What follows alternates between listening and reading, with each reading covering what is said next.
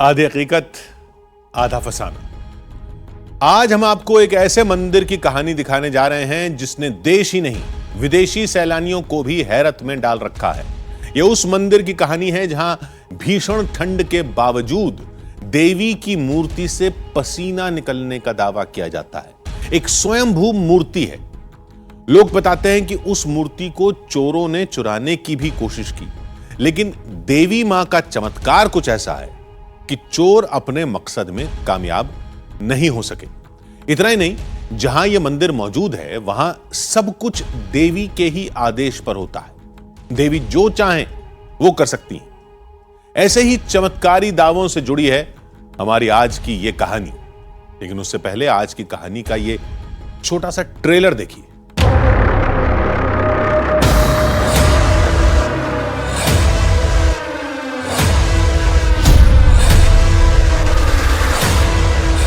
अगर जरा सा पैर स्लिप हुआ तो हम नीचे खाई में जा सकते हैं।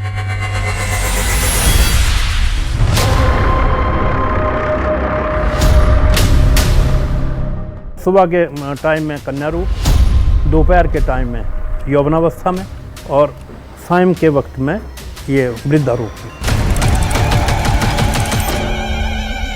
ये वो जगह है जहां से राजा ने खुदाई की। माँ की मूर्ति तो निकली, लेकिन 3 बर्तनों में सोना और खजाना भी निकला।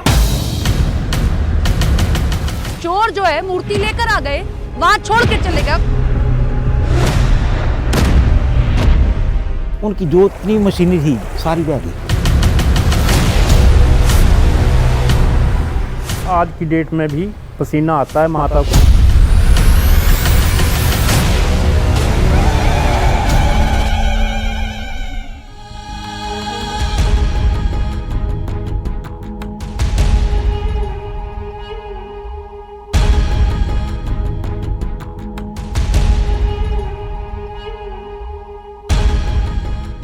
आधी हकीकत आधा फसाना।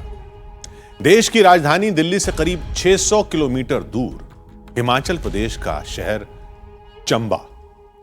कभी इसे पहाड़ी राजाओं की राजधानी भी कहा जाता था, लेकिन आज न तो कहानी किसी राजा की है और न ही किसी रानी की।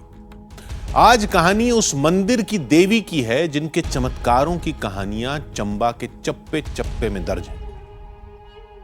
उस मंदिर को लोग भलई माता के मंदिर के रूप में जानते हैं। दावा किया जाता है कि मंदिर से जुड़ी देवी के चमत्कारों की ऐसी कहानियां हैं जो विज्ञान के नियमों को भी चुनौती देती हैं। इसलिए जहां चुनौती वहां हमने तय किया कि हम भी देवी से जुड़ी उन कहानियों को टटोलेंगे।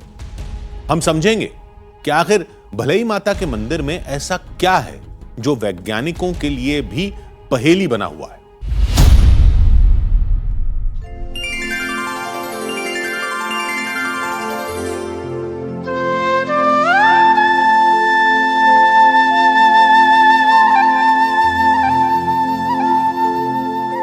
कुदरत के दिलकश नजारे,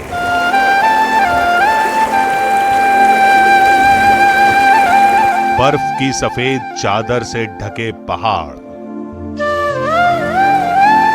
कल कल बहते दरिया की सम्मोहित कर देने वाली आवाज।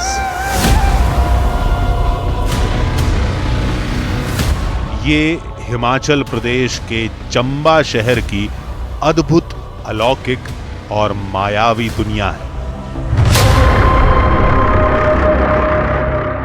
यहां जितने खूबसूरत रंग प्रकृति के हैं, उतने ही आस्था के, उतने ही भक्ति के और उतने ही भलई माता की शक्ति के।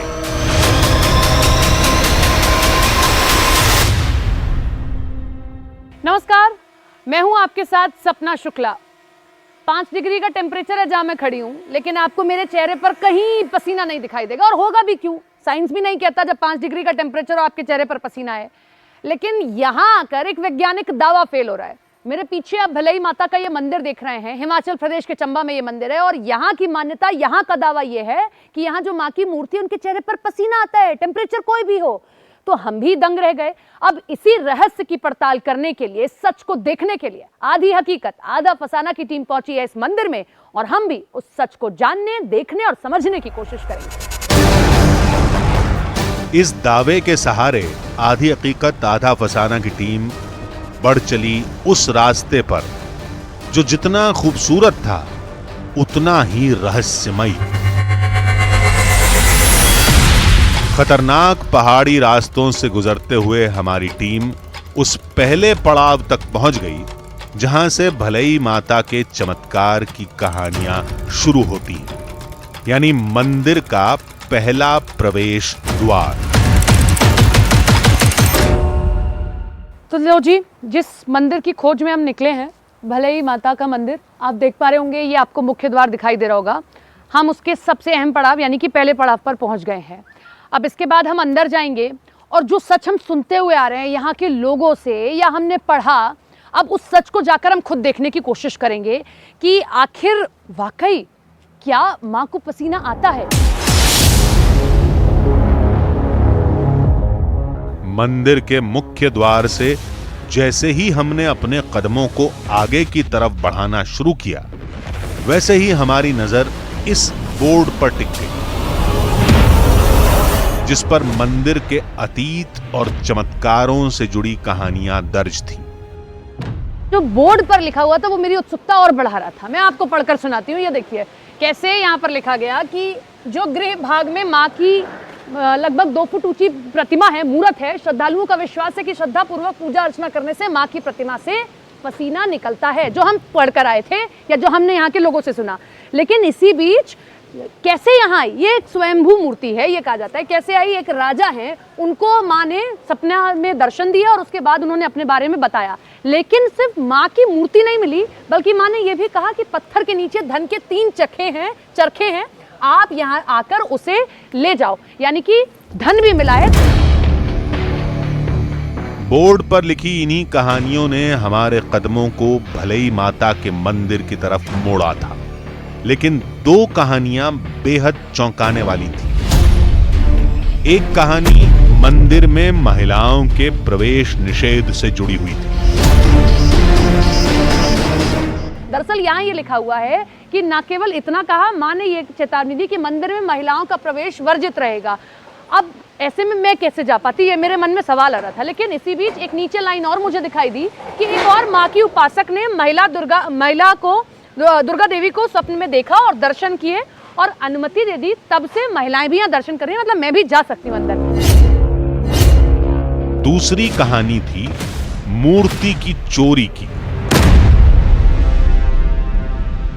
एक नीचे जो लाइन लिखी है ये बड़ा ऐसा एक उत्सुकता पैदा कर देती है कि एक बार कुछ लोग आए, माँ की मूर्ति को चुराने की कोशिश की, लेकिन चुरा कर ले जा नहीं पाए। जो माँ को चौड़ा पुल तक ही ले जा पाए और वहां जाकर अंधे हो गए। यानी कि यहाँ की महिमा इतनी है, लोग ये तक कहते हैं कि माँ की मूर्ति 2 बार चुराने की कोशिश की गई, लेकिन थोड़ी दूर तक वो पहुंच पाए और उसके बाद वो अंधे हो गए या जा नहीं पाए।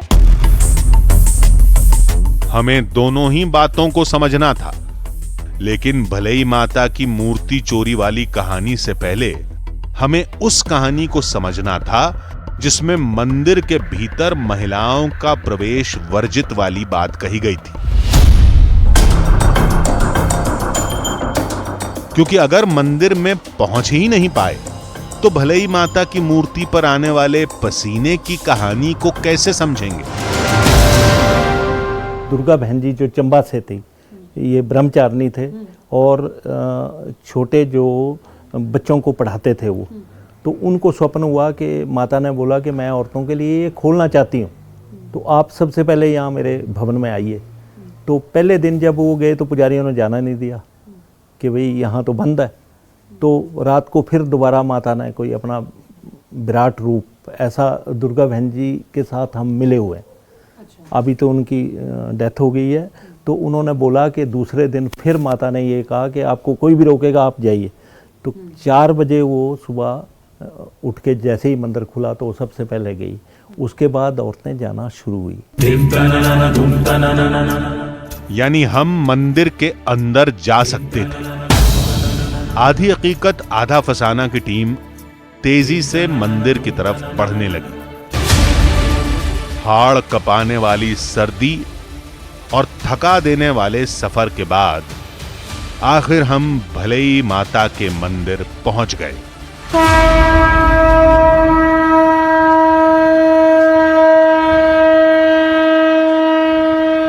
गर्भगृह में मैं मौजूद हूँ और ये मंदिर का देखिए मूर्ति मैं आपको दिखाती हूँ। ये माँ की प्रतिमा है जिसे आप देख रहे हैं और इसी माँ की प्रतिमा पर माँ के मुख पर जो है पसीने की बूंदें दिखाई देती हैं। फिलहाल हो सकता है कि आपको ना दिखाई दे रही हूँ क्योंकि मान्यता ये है कि जब सुबह सुबह ये दरवाज़ा खुलता है, जब सुबह की आरती होती है, प्रातः काल की आरती होती है, तब आम तौर पर चेहरे पर पसीने की बूंदें दिखाई देती हैं। एक बार मंदिर के अंदर देखिए, आपको ऐसा मतलब कुछ नहीं दिखाई देगा, कोई इस तरीके की चीज़ नहीं लगे कि अरे गर्मी हो सकती है, पसीना आ सकता है इंसान को भी, ऐसा नहीं है। यहाँ देखिए पुजारी जी भी बैठे हैं, उनके चेहरे पर भी कोई पसीने की बूंद नहीं है क्योंकि सर्दी का मौसम है, इसीलिए ग्लोअर भी रखा हुआ है। लेकिन कोई ऐसी चीज नहीं है, कुछ भी ऐसा नहीं है, या किसी ने पानी की बूंदे भी नहीं, छींटे भी नहीं डाले हैं कि लगे कि कुछ ऐसा तो नहीं है, लेकिन ऐसा अभी नहीं दिख रहा है। इससे पहले कि मां की मूर्ति पर पसीने से जुड़ी थ्योरी को हम सुलझा पाते, मंदिर के पुरोहित ने एक और चौंकाने वाला दावा कर दिया। भले ही मां के 3 रूपों का दावा। इस माता के दर्शन जो है ना, सुबह आप 4 बजे से लेकर के और 12 बजे तक करेंगे तो इसी मूर्ति का स्वरूप जो है कन्या रूप में होगा। ऐसे लगता है कि ये छोटी जैसी कन्या है। आप देखेंगे, आज माँ करके देख लीजिए। और 12 बजे के बाद 4 बजे तक इस मूर्ति का रूप जो है जैसे यौवनावस्था में, और 4 बजे के बाद इसका रूप जो है शाम होते होते ढल जाएगा और ये वृद्धावस्था में इसका रूप हो जाता है। लिहाजा हमने तय किया कि सबसे पहले मां के रूप बदलने वाली कहानी को ही समझेंगे। मैं मंदिर के गर्भगृह में हूँ। सबसे पहले मैं आपको समय दिखा देती हूँ। 4:10 समय हो रहा है, यानी कि ये वो समय है जब माँ जो है वृद्धावस्था में होंगी। बिल्कुल ठीक कह रही हूँ पंडित जी मैं? ठीक है जी। देखो ये पत्थर की मूर्ति है। हाँ। और स्वयं वो मूर्ति है ये। हाँ। हमें लगता है कि हम देखते हैं ना तो हमें चेंजिंग लगती है इसकी। इसके मुंह पर चेंजिंग लगती है कि माँ की मूर्ति बदल रही है, कुछ चेंज हो रहा है। आप देखो जैसे मुंह पर देखो आप। हाँ। कि ये लगता है कि ये ऐसे उस अवस्था में है, बुढ़ापे में आएगी मतलब। जैसे वृद्धावस्था में गंभीरता और ये सब गंभीरता हो रही है। तो जैसे जो बचपन में होती है तो वो शांत रूप होता है कि छोटी सी लगती है, ऐसे ऐसे रूप माँ के चेंज होता है। माता का बहुत अच्छा चमत्कार है।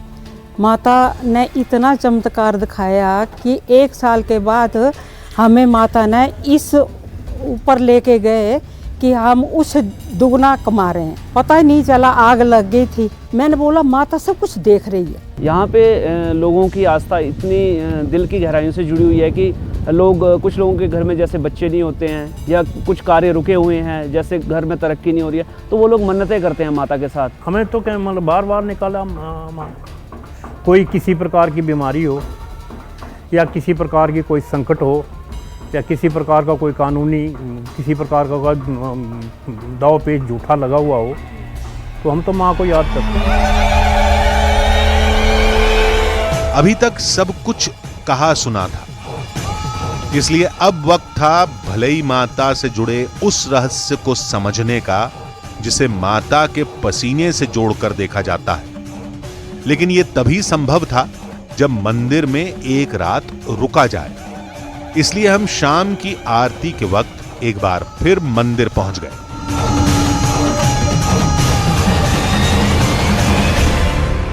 मंदिर और मंदिर में आते श्रद्धालुओं से आपने बात की, आपने बात सुनी और उनके दावे भी सुने।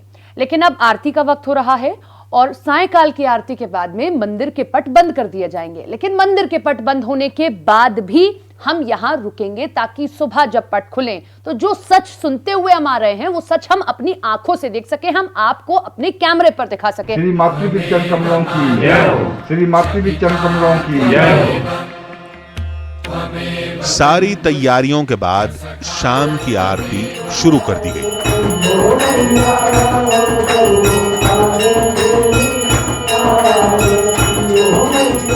और अब वक्त था मंदिर के कपाट बंद करने का। शयन आरती अब खत्म हो गई है और शयन आरती के बाद की प्रक्रिया यही होती है कि माँ को अब देखिए शयन कराया जाएगा। माँ की सेज जो है तैयार की जा चुकी है और लाइट्स भी पूरी तरीके से बंद मंदिर के अंदर की कर दी गई है, मंदिर के गर्भगृह की। पंडित जी आगे की क्या प्रक्रिया है? बस अब सेल लगा के पूरा मंदिर बंद कर रहना हमने, पूरा मंदिर बंद हो जाएगा। अच्छा, अब मंदिर बंद कर रहे हैं हम। हाँ, हाँ जी। ये मंदिर बंद कर दिया गया है। ये आप देख सकते हैं ताला पंडित जी ने इस वाले इस पर भी लगा देना है, इसके बाहर है चैनर, इस पर भी पंडित जी ताला लगा देंगे। यहाँ पर भी ताला लगाएंगे पंडित जी? हाँ जी, यहाँ पर लॉक लगाना हमने और ये ताला बाहर भी लगाना है, पूरे गेट बंद कर देना है, पूरा मंदिर बंद कर देना है। लेकिन यहाँ हमारे लिए मुश्किल तब खड़ी हो गई जब पंडित जी ने मंदिर में रुकने से मना कर दिया। देखो जी, रात को कोई नहीं रुक सकता यहाँ पर, रात को कोई रुकने के वो नहीं है यहाँ पर। लेकिन हम आए ही इसी उससे हैं पंडित आप आए तो ठीक है, लेकिन यहाँ पर कोई परमिशन नहीं है। पंडित जी नहीं माने, लिहाजा हमने मोबाइल पर मंदिर समिति के अध्यक्ष से संपर्क किया। जय माता दी कमल जी, ये मैं मंदिर के अंदर हूँ और मेरी तो आपसे पहले भी बात हुई थी कि मैं यहाँ रुकना चाहती हूँ, तो पंडित जी तो मना कर रहे हैं मेरे को। मैं यही हूँ ऑफिस में, मैं आता हूँ, आसपास ही हूँ, मैं आ रहा हूँ। आप तो जरा आ जाइए, इनको बता दीजिए। मैं आ जाता हूँ। हाँ हाँ, प्लीज प्लीज। Okay okay. कुछ ही मिनटों बाद मंदिर प्रबंधन समिति के अध्यक्ष हमारे सामने थे। पंडित जी ऐसा है कि ये यहाँ पे सुबह देखेंगे माता का जो भी है, तो इनको हमने अलाउ किया हुआ है, परमिशन दी हुई। आप बोलते हैं तो ठीक है, लेकिन हम तो नहीं बोल सकते हैं। रुकने दे। ठीक है, बिल्कुल रुकिए।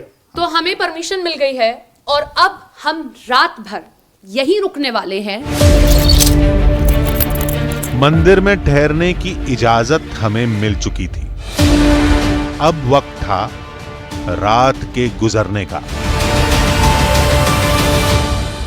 ये चैनर बंद हो गया है, ये ताला लग चुका है। ये पहला चैनर जो कि बंद हुआ है और ये है दूसरा चैनर। आप देख सकते हैं ताला यहां भी लग चुका है, यानी कि अब इस मंदिर के गर्भगृह में मैं और मेरे कैमरा पर्सन के अलावा कोई और नहीं है। हमें अनुमति मिली, उसके बाद हम यहाँ रुके। ये माँ का मंदिर है, माँ अंदर विश्राम कर रही हैं पंडित जी ने जैसा बताया, और दोनों चैनल पर ताले लग गए हैं। लेकिन हम कहे मुताबिक यही रुकने वाले हैं। कहते हैं जब लक्ष्य सामने हो, इंतजार की दूरी जरा बढ़ जाती है। ऐसा ही हमारे साथ भी हुआ। जिस मंदिर में रात के वक्त कभी कोई नहीं रुका, वहां रात का एक एक मिनट काटना कई घंटों जैसा लग रहा था।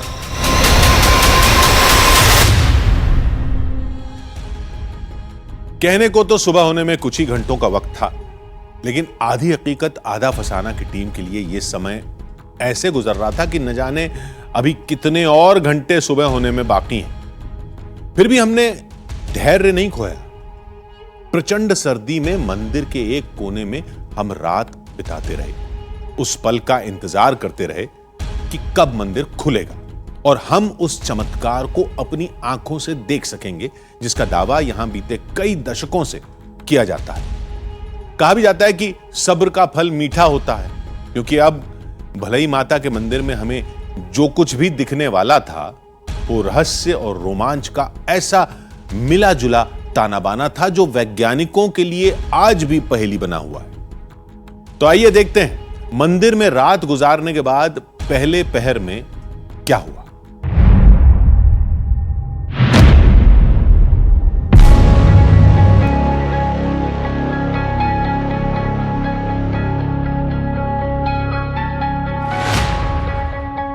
भले ही माता के मंदिर में आखिरकार ठिठुरन भरी रात बीत गई।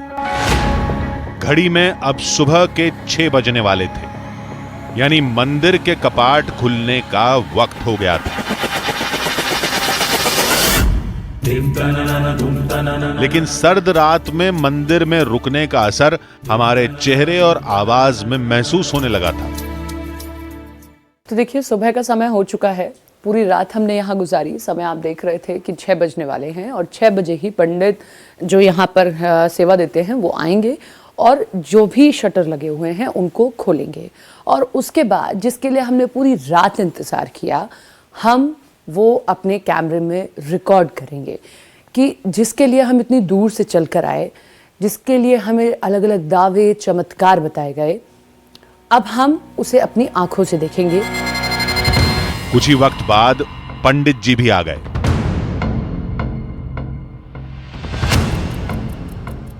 पंडित जी मंदिर में आ गए हैं आप। ये चैनल तो बाद में खोले जाएंगे, क्या पहले ये पट खोला जाएगा?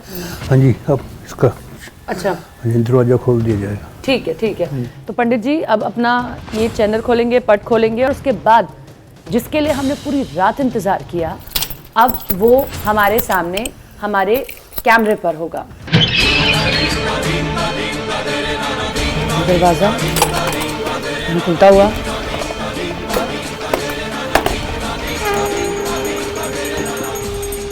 और फिर वो हुआ जिसका हमसे दावा किया गया था। भले ही माता के चेहरे पर पसीने की बूंदें टिमटिमा रही थीं।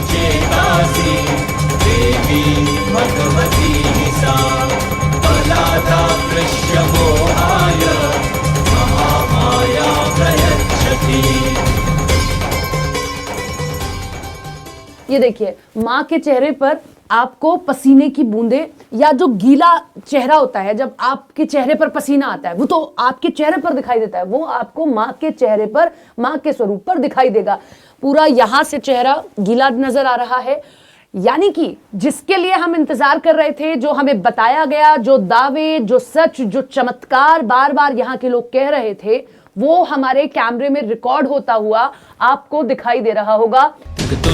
जैसे गर्मी में इंसानों के चेहरे पर पसीना देखा जाता है, ठीक वैसा ही भले ही माँ के चेहरे पर दिखाई दे रहा था। कैसे इसे देखते हैं, क्या इसे कहेंगे? ये तो माँ का अपना ही चमत्कार है जी। इनको पसीना आता है जब इनको कोई खुशी वाली बात होती है, या कोई जब देवी प्रसन्न होती है, तब इनके शरीर पर जो है, इनके चेहरे पर पसीने की बूंदें उभरती हुई दिखाई देती हैं। ये सब कुछ हम ऐसे वक्त में देख रहे थे जब चंबा में कंपकपाने वाली सर्दी पड़ रही थी, यानी ऐसे वक्त जब पसीना निकलने का सवाल ही नहीं उठता। ये वाकई मैंने भी पहली बार देखा है, मतलब आज से पहले मैंने किसी ऐसी मूर्ति पर ऐसे पसीना नहीं देखा। चमत्कार आप आंखों से देख सकते हैं, आपको कैमरे में हम रिकॉर्ड करके दिखा रहे हैं। ये देखिए, ये कैमरे में आप देख सकते हैं कि ये क्या किसी मूर्ति पर पसीना हो सकता है, और तब जब टेम्परेचर 5 डिग्री का हो। अब ये पसीना है, नमी है, या इसकी कोई वैज्ञानिक वजह है, ये तो हम नहीं जानते, लेकिन लोगों के दावे में दम तो दिखाई दे रहा था। इसलिए अब कुछ और बातों को भी समझना था, और वो ये कि क्या माता की मूर्ति पर दिखने वाली ये बूंदें उसी वक्त से आती हैं जब मूर्ति प्रकट हुई थी? लोगों का कहना था कि इस सवाल का जवाब मूर्ति चोरी होने वाली घटना में छुपा है। ऐसा बताते हैं, जब इसको माता जी को उठा के ले गए चोर, तो जब ये चमेरा डैम के पास वहाँ पुल हुआ करता था, ब्रिज, तो वहाँ वो छोड़ के गए। तो डीसी साहब और एसपी साहब ने बोला कि देखो ये पत्थर की मूर्ति है, कोई इसका चमत्कार दिखाओ ताकि हम इसको चंबा ना ले जा करके यहाँ मंदिर में छोड़ जाएं। हमारे पिताजी ने, साधारण पंडित थे वो, उन्होंने पूजा वगैरह की माँ की, और माँ को बोला कि हे माँ, हम तो आपको मंदिर में लेकर के जाएंगे, आप इनको अपना चमत्कार दिखाओ। उसी वक्त माता की मूर्ति से पसीना आना शुरू हो गया। हमने पहले भी आपसे कहा था कि आध्यात्म और आस्था से जुड़ी कहानियों के कई सिरे होते हैं। यहां भी हमें एक और नई कहानी, एक और नए चमत्कार का पता चला। लेकिन इस नई कहानी को समझने के लिए हमें नदी के किनारे किनारे सफर को आगे बढ़ाना पड़ेगा।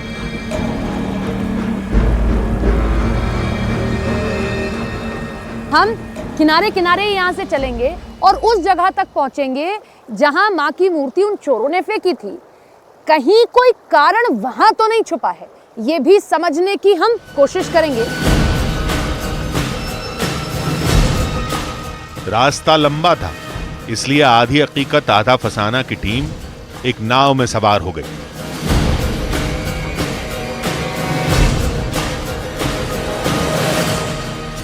किनारे किनारे चलना बहुत मुश्किल है और खास तौर पर पहाड़ी इलाकों में, लिहाजा हम जो है नदी में अब देखिए नाव का सहारा ले रहे हैं और नाव के सहारे सहारे हम जो है बांध तक पहुंचने की कोशिश करेंगे। जहां हमें रास्ता मिल जाएगा फिर हम रास्ते पर अपनी गाड़ी के जरिए जाएंगे, लेकिन अभी हमारे लिए जरूरी है कि यूं नाव का सहारा लें और किनारे किनारे चलें।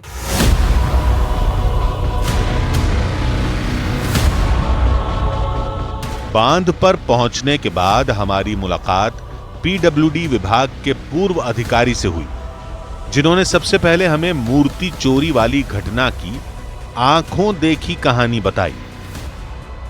सुरेश जी हमारे साथ में हैं और जिस वक्त डैम बना उस वक्त ये पीडब्ल्यूडी विभाग में जो है अधिकारी भी थे। अब तो रोड बन गया ये। हाँ। ये हाँ। वो नीचे रोड पानी में डूब गया है। अच्छा, मतलब आप ये कह रहे हैं कि तब डैम नहीं बना था? डैम नहीं था बना। हाँ। उस वक्त डैम नहीं बना था। हाँ। डैम का काम भी कोई कुछ नहीं था हाँ। उस वक्त। हाँ। नाम निशान भी था। अच्छा। और हमारे को पता लगा कि वहाँ पर मूर्ति वहाँ पर आगे नहीं गई है। हाँ। डैम के पास ही है। तो डैम से जहाँ पर डैम बना इस वक्त इससे कोई 300 मीटर हाँ। और 300 मीटर और एक पैराफिट था। हाँ। पत्थर का बना हुआ था। अच्छा। उसके ऊपर हाँ। विराजमान रखी हुई थी।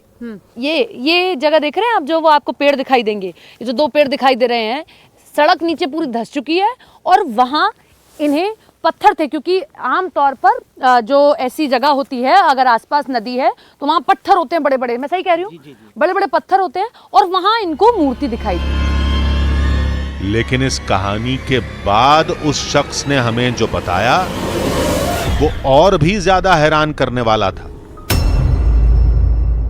सुरेश जी क्या दिक्कत बता रहे थे आप? की बड़ी दिक्कत आई या तो बांध ही बनना बड़ा मुश्किल हो गया था? ऐसा तो कभी सुना ही नहीं हमने कि भाई कहीं बांध बनाना चाह रही है कंपनी तो बनेगी। नहीं, वो तो बन जाता है, लेकिन जब ये काम लगा ना तो इन देवी देवता को नहीं मानते थे ये। लोग कहते हैं कि भैया आ जाओ, पहले कुछ पूजा कर लो, कुछ मन्नत मांग लो, तो नहीं, तो इनका काम सुचारू रूप से चल रहा था।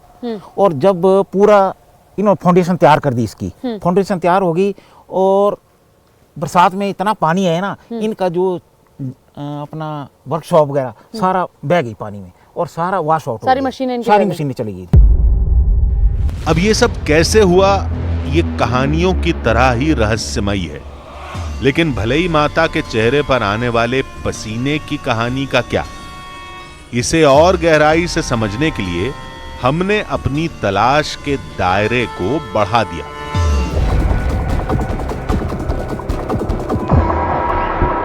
खतरों से भरे इस बल खाते रास्ते को पार करने के बाद अब हम भले ही माता के उस दरबार में पहुंच चुके थे जहां डोली के जरिए मां को ले जाया गया था।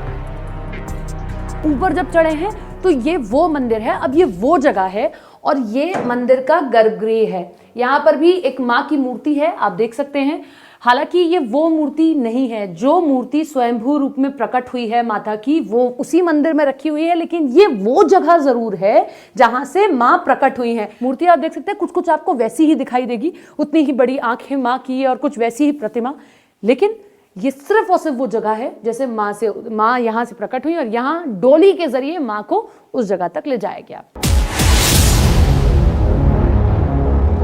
भले ही माता से जुड़ी तमाम कहानियों को हम समझ चुके थे, लेकिन अब भी माता के चेहरे पर पसीने वाली बात हम सुलझा नहीं सके थे। ऐसा इसलिए भी था क्योंकि मंदिर के पुरोहित ने हमें यह भी बताया था कि मां के चेहरे पर किसी को पसीना दिखता है और किसी को नहीं।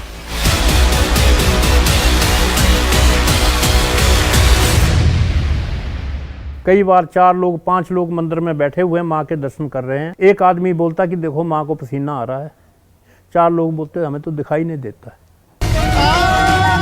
हमें मूर्ति पर बूंदें दिखाई दी, यानी हम खुशनसीब थे, लेकिन क्या वो वाकई पसीना था? पसीना नहीं था तो क्या था? वो पानी की बूंदें कहां से आईं? पुजारी ने मंदिर हमारे सामने बंद किया था। बाहर हम खुद तैनात थे, यानी ये किसी की शरारत भी नहीं हो सकती।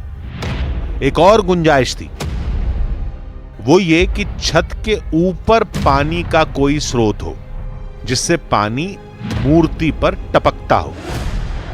लेकिन हमें तो छत पर भी कुछ नहीं दिखा था। अब मसला इस कहानी को तार्किक तौर पर समझने का था, क्योंकि तापमान में आने वाला फर्क भी इन बूंदों की वजह हो सकता है। ठीक वैसे ही जैसे भाप की बूंदें किसी तरल में तब्दील हो जाती हैं, जिसे अंग्रेजी में कंडेंसेशन कहते हैं। इसी को समझने के लिए हमने विज्ञान के जानकार का रुख किया। तो माता जी की मूर्ति जैसे पत्थर की बनी हुई है, कुछ पत्थर ऐसे हैं जो बिल्कुल जल्दी ठंडे हो जाते हैं। जैसे रात में, अब आपने ये फिनोमेना देखा होगा, सुबह आपको वो ड्रॉपलेट्स दिखते होंगे या पसीना जो भी है, सुबह के टाइम ज़्यादा दिखता होगा, क्योंकि रात में क्या होता है कि पत्थर जल्दी ठंडा हो जाता है। पत्थर ऐसी चीज़ है कि वो गर्म भी जल्दी होता है, ठंडा भी जल्दी होता है। अब जैसे पत्थर रात भर में बिल्कुल ठंडा हो गया, अब सुबह अगर कोई उसमें एंट्री करता है वो मंदिर में, या जैसे हमारे बॉडी का एम्बिएंट टेम्परेचर 37-38 डिग्री सेंटीग्रेड है। मैं अगर वो मूर्ति के सामने जाऊं तो क्या होता है कि एकदम से गर्म हवा वो मूर्ति को देती है, एक गर्मी देती है, जो गर्म हवा का प्रभाव उस क्षेत्र में हो जाएगा, जिससे क्या है कि जो ठंडी मूर्ति है उसमें गर्म की जैसी एयर पड़ेगी तो वो कंडेंसेशन की वजह से ड्रॉपलेट्स फॉर्म हो जाएंगे। देवी के धाम में जिस पसीने वाली कहानी का जिक्र किया जाता है, उसका वैज्ञानिक आधार बिल्कुल अलग कहानी कहता है।